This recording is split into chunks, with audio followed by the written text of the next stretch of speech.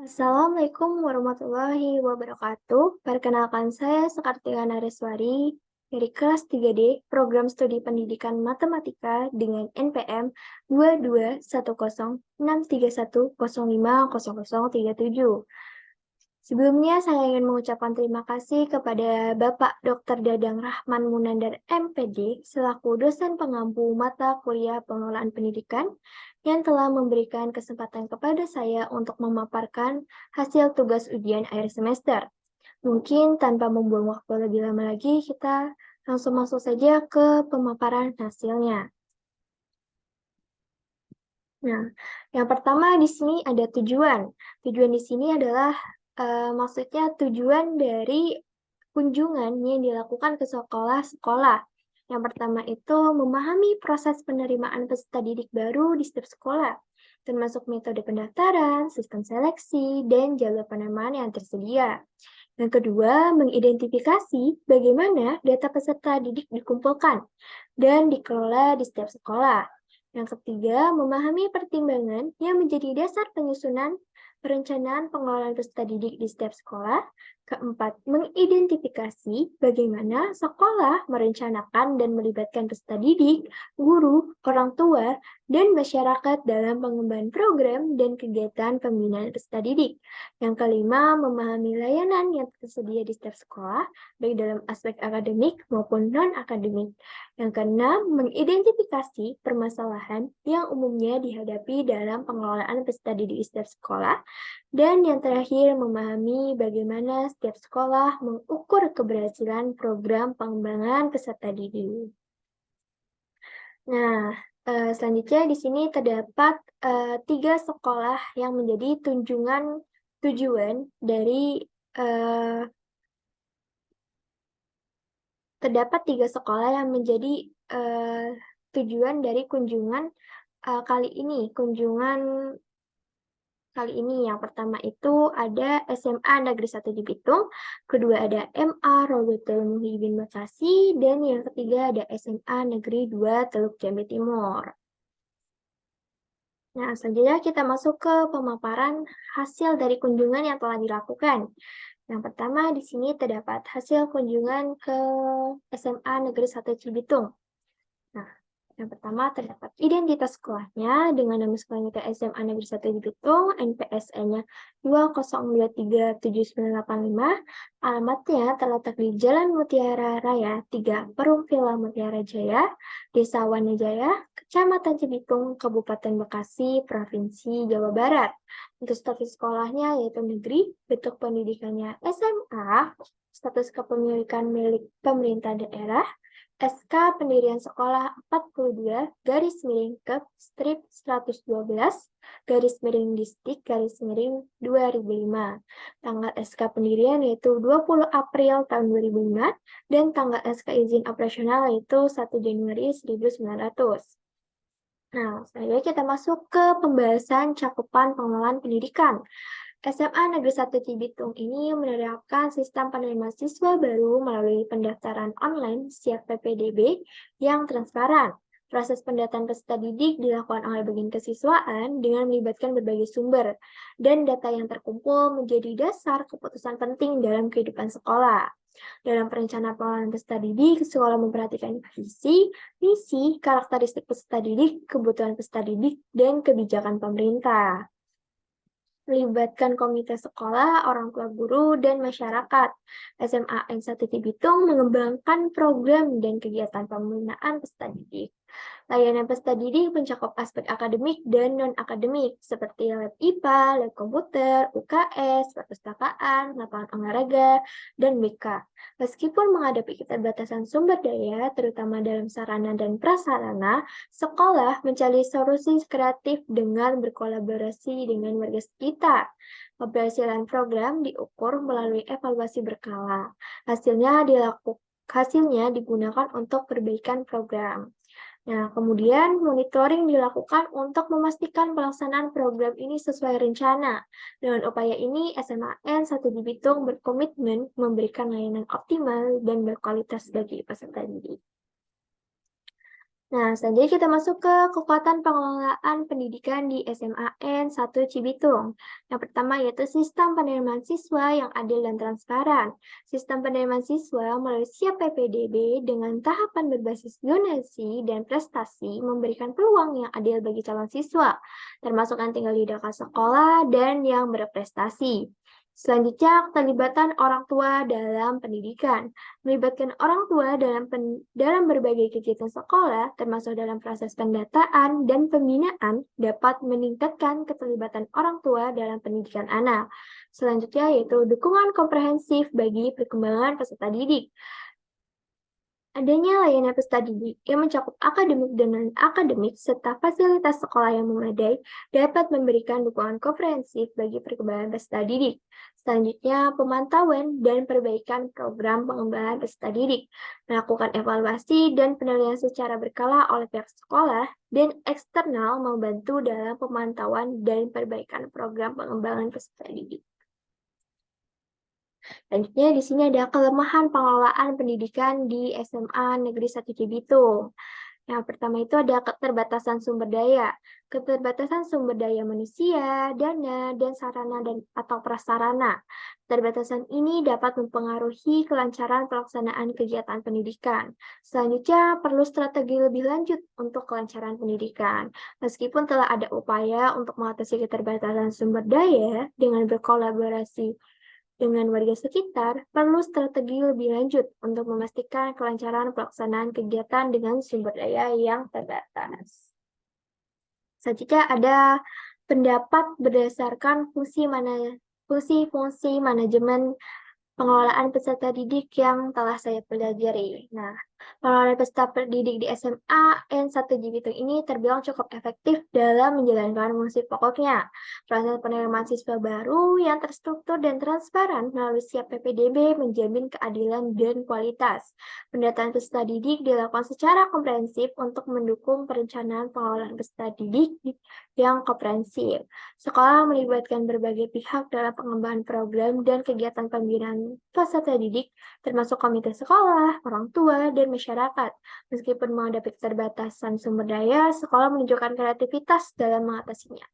Evaluasi dan penilaian berkala terhadap program pengembangan peserta didik serta monitoring yang dilakukan oleh berbagai pihak menunjukkan upaya sekolah dalam mengukur keberhasilan dan mengawasi program pendidikan secara holistik. Nah, selanjutnya di sini ada bukti dokumentasi dari hasil kunjungan yang telah dilakukan.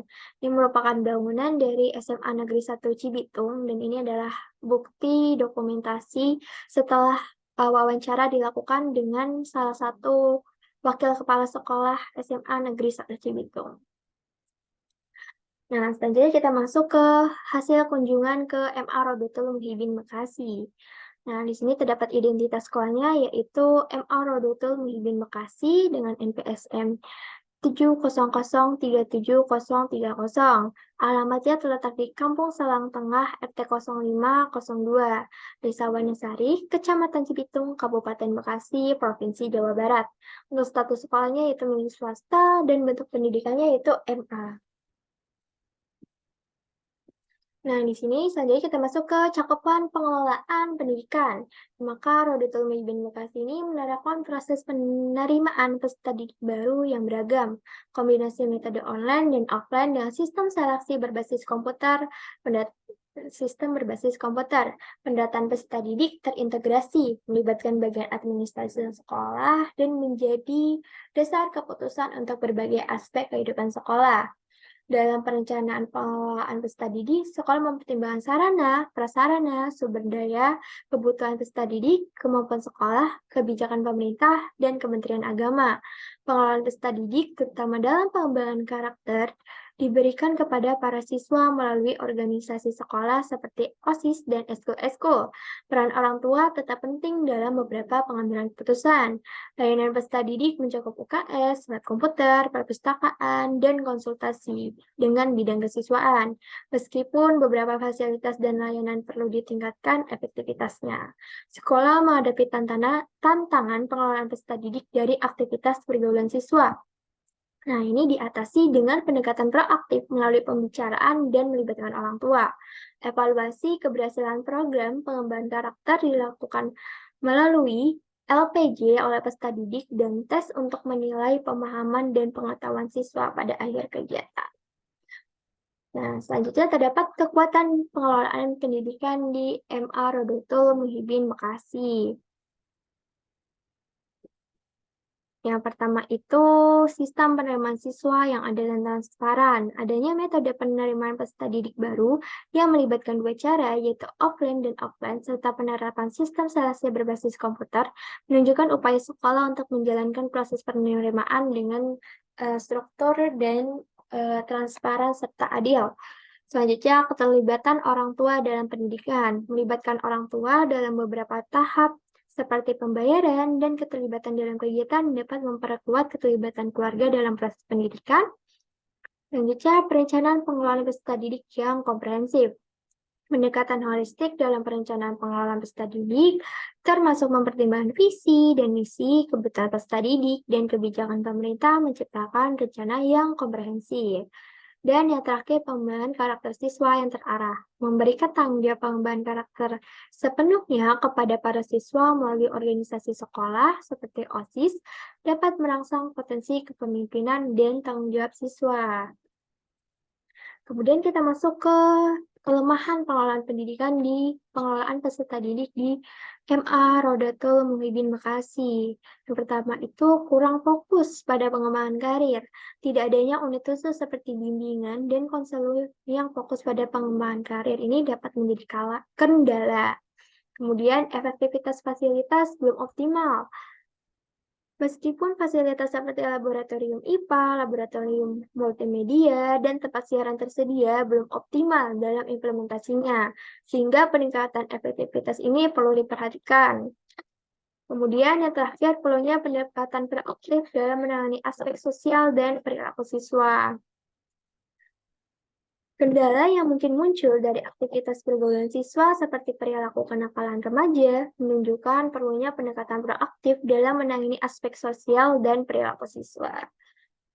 Nah, di sini terdapat pendapat berdasarkan fungsi-fungsi manajemen yang telah dipelajari, yaitu MAK Rodotul Muhibin Bekasi ini telah menerapkan fungsi-fungsi pengelolaan peserta didik dengan cukup baik.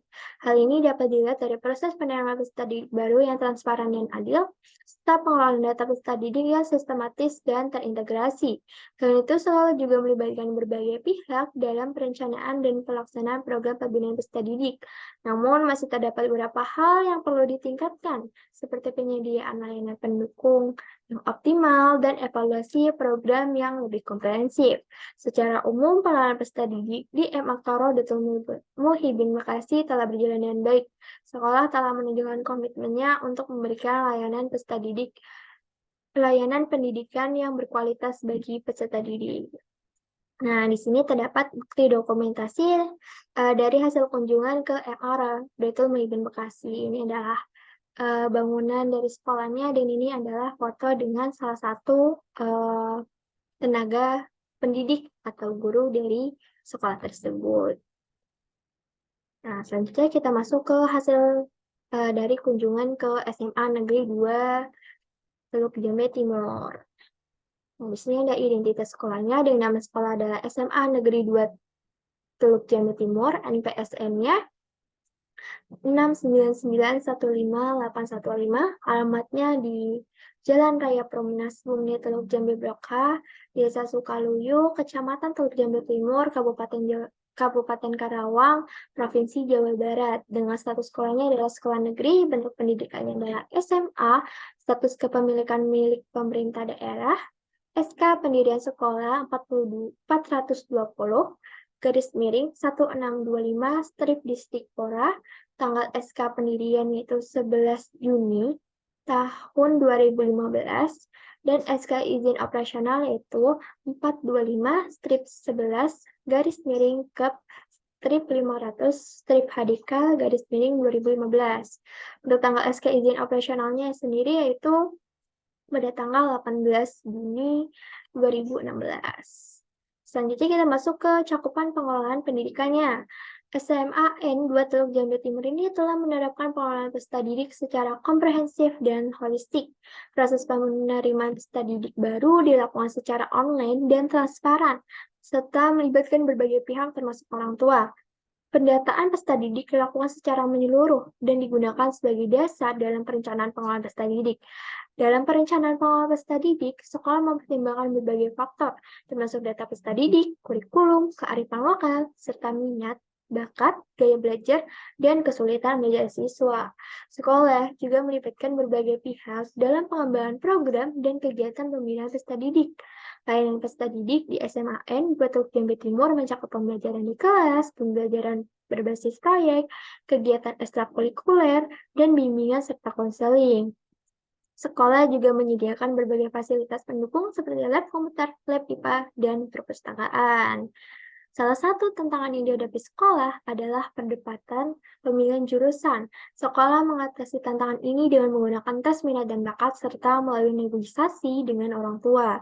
Evaluasi program pengembangan peserta didik dilakukan secara berkala, mencakup evaluasi akademik dan evaluasi lulusan. Pendekatan ini mencerminkan komitmen SMAN 2 Jawa Timur dalam meningkatkan kualitas pendidikan dan pengembangan peserta didik sesuai dengan visi dan misi sekolah. Jadi kita masuk ke kekuatan pengelolaan peserta didik di SMAN 2 Teluk Jambe Timur. Yang pertama itu pengelolaan peserta didik yang sistematis dan terencana. Kedua, pengelolaan peserta didik yang melibatkan berbagai pihak. Ketiga, layanan peserta didik yang lengkap dan beragam. Keempat, evaluasi program dan kegiatan pembinaan peserta didik secara berkala. Untuk kelemahannya sendiri itu perdebatan seputar pemilihan jurusan masih menjadi permasalahan umum. Yang kedua, belum dijelaskan secara rinci bagaimana sekolah menangani penurunan keberhasilan program. Nah, di sini selanjutnya ada pendapat berdasarkan fungsi-fungsi manajemen peserta didik yang telah dipelajari, yaitu SMAN 2 Teluk Jambe Timur ini telah berhasil melakukan fungsi-fungsi pengelolaan peserta didik dengan baik, kecuali layanan pendukung dan evaluasi program yang masih perlu ditingkatkan. Sekolah ini telah menerapkan proses penerimaan peserta didik baru secara online yang transparan dan adil. Data peserta didik dikumpulkan secara menyeluruh dan perencanaan pengelolaan peserta didik mempertimbangkan data ini, visi misi sekolah, dan kearifan lokal. Sekolah juga melibatkan berbagai pihak dalam pengembangan program dan kegiatan pembinaan peserta didik secara umum. SMAN 2 Teluk Jambe Timur ini telah menunjukkan komitmen dalam memberikan layanan pendidikan yang berkualitas. Nah, di sini adalah bukti dokumentasi. Ini adalah bangunan dari SMA Negeri 2 Teluk Jambe Timur, dan ini adalah bukti dokumentasi setelah hasil wawancara dengan Wakil Kepala Sekolah SMAN Negeri 2 Teluk Jambe Timur. Nah, kemudian di sini ada hasil dari cek Turnitin dari tugas UAS yang telah saya lakukan, yaitu sebesar 15%.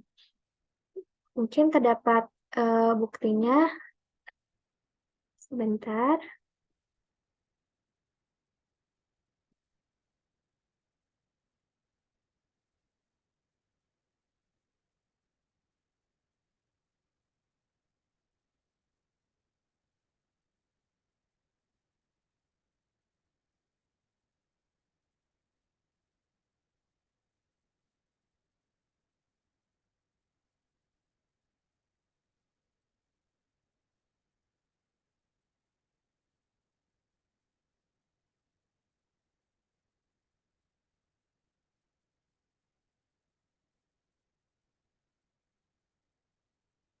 Nah, ini adalah bukti dari sel sektor Turnitin yang telah saya lakukan.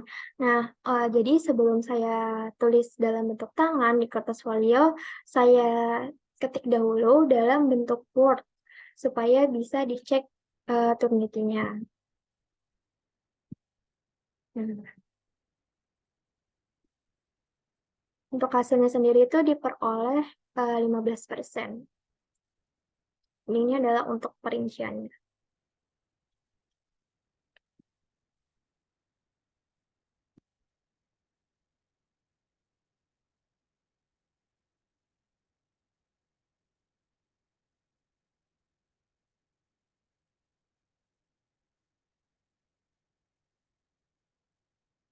Ya, mungkin cukup sekian pemaparan saya tentang hasil Tugas ujian akhir semester ini kurang lebihnya mohon maaf. Wassalamualaikum warahmatullahi wabarakatuh.